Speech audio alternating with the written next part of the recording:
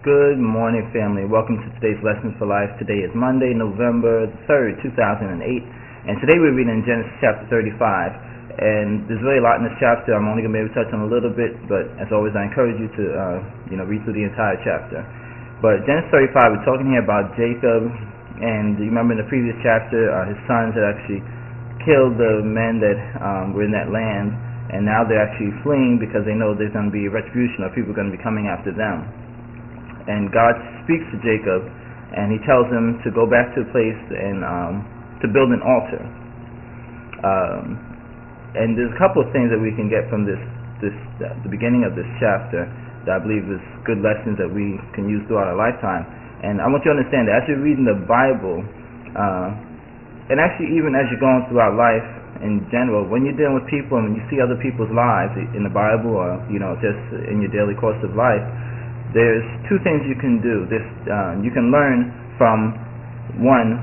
You can learn by what they're doing, so you know what to do, or you can learn by what they're doing, so you know what not to do. And both of them are equally as important, because as long as you learn the lesson, which is a key thing, then you can actually use it to enhance your life and make your journey of life easier. So you can learn either what to do or what not to do. And I want you to keep that in mind as we're reading the scriptures and as you go throughout your life, to look at people and see what they're doing. Is it successful? Is that something I need to follow? Or you see something and you say, well, you know what, that didn't work out for them, so that's not the path that you need to go down. So as we're reading here at the beginning of this chapter, and Jacob, and God speaks to Jacob and tells him to go build an altar. And Jacob says, and to his household, he tells them to put away all the gods that they have amongst them, and to clean themselves, and they're actually going to go. But one thing that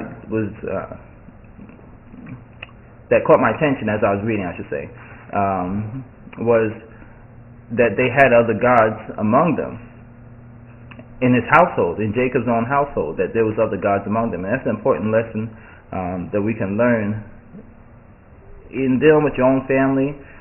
Just like how Jacob had his household, which was, he had a lot of sons and he had a lot of children, and he had his wives and he had their handmaids and things like that, and there was also other people that was with them too. But it was his household, and it was allowed, or he allowed certain other gods to come up in his household, and that actually will cause a problem. So one thing that you can learn, I learned this lesson in life, is, in your own household, there's certain things outside of your household you can't control.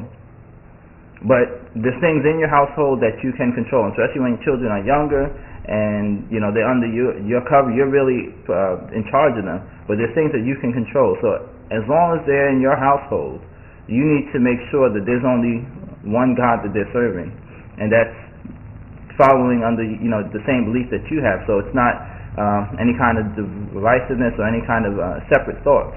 So that's a lesson that we can definitely learn, because Jacob allowed I shouldn't say he allowed, but other gods were brought into the household, and it wasn't until now that they got into a problem. Now they're on the run and they have to, move from this land because people are after them. Then now he's saying, okay, we'll put away these other gods and, clean yourselves up, and then, we're going to go. So you don't want to wait. Like, this is a lesson we can learn. You don't want to wait until there's a problem. You're supposed to really have your household in order and really be on the same page as far as the household. Okay, so like I said, there's things that you can control and there's things you can't control. But things you can control, you want to make sure that they're all as you would have them to be, not wait until there's a problem and then you try and correct the problem. Now, in addition to that lesson, I believe there's something else that we can learn from even. This is still from the beginning of the chapter, so there's a lot more to go through this chapter. So you definitely want to read through the entire thing. But God said, when Jacob was running from Esau, that he made him to build an altar, and now he's telling him to go and build an altar again, just like as when he was running from Esau. So that's another lesson that we can learn too. When you're facing a problem, you can actually, Jacob went through the similar situation before, and now he's actually going through a similar situation now, but the remedy is still the same, to go and build an altar. So when you go through certain things in life, you can actually look back in your life and see, well, what was successful for me before. Just like, actually, that's even what I was talking about before. When you look at other people's lives, you see what to do and what not to do. You can look back in your own life and see, well, what was successful for me before, that worked for me before, and I can actually go back and do that follow that same pattern, so that I can start from, kind of get back to that beginning point, and then start from there, and then now start maybe going in different directions. Now, correct the things that I did wrong from that point on, and now I can maybe have a different outcome than what I'm experiencing now. But you can always go back to a similar situation, and if it was successful for you, then follow that same path to get through that particular thing, but then now, adjust it so you can, have a different outcome down the road. So now, for instance, in Jacob's case, get rid of all the other gods, and let's go back and build the altar, and now let's not allow any other gods to come in between us. And that's something that we can, like I said, you can learn from different people. I guess this is just a learning thing in general.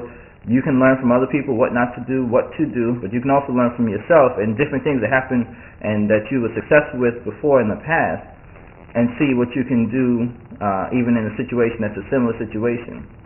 And that's an important lesson that we can go throughout life, and just every day we can really use it, just because every day should be a learning experience for you, learning what to do or what not to do so that your path of life can be easier. Okay, so that was today's lesson for life. Go ahead and create yourself a wonderfully blessed day today. As I mentioned before, there's a lot more in this chapter that I'm not even able to touch on right now, but I encourage you to read through it.